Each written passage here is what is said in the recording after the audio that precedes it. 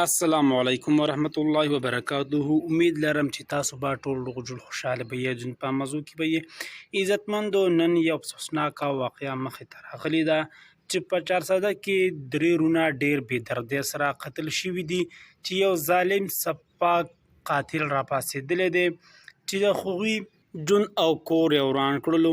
دوستانو داسې واقعه شوې وه چې د چارسدې یوه پیغله جینۍ چې هغه یې په بنو کې ورکړې وه، واده شوې وه. هغه به روزانه دوی لیور او خاوند به ډېره زیاته وخله، په نسه خبره به یې ورسره جنګونه کول. نو هره هفته به د دوی د خور خپل کور ته راتلله او چې ما سره د خاوند او د لیور او د سقر دومره ظلمونه کوي، روزانه په نسه خبره جګړه، روزانه په اخوا دیخوا خبره باندې وال ټکول کوي.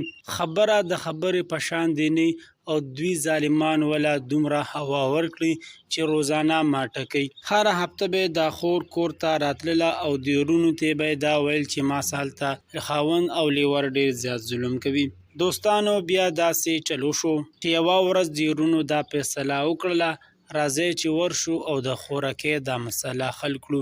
دا درې رونه وو، درې واړه رونه یو ځای شول او د بنو طرف ته روان شول. کله چې بنو ته ورسېدل او د خوراکۍ کور ته څنګه ور دننه کېدل، نو دې لیور ظالم او خاوند ته یې پته وه چې دوی را روان دي او دا مسله حل کوي. نو خاوند ظالم سپاک یې مشین راغستی دی او درې واړه رونه یې ډېر بې دردۍ سره قتل کړي دي. په درې واړو رونو یې تقریبا درې ګولې وهلي دي. په همدغه موقع باندې درې واړه رونه د فاني دنیا نه رخصت شول. الله تعالی دې مغفرت نصیب کړي او کور والو ته دې الله تعالی صبر جمیل نصیب کړي. دوستانو اوس یې ماما را پاڅېدلی دی، د حکومت نه دا غوښتنه کوي چې دا قاتل سپاک ته ګرفتار کړلی شي او دنه دې قصاص واخیستلی شي. حکومت په دې باندې نظرثاني ونه کړله او دا قاتل یې ګرفتار نه کړو. نو هغه قسم خوړلی دی چې ما نه درې وژلي دي، زه به پکې 8 وژنمه.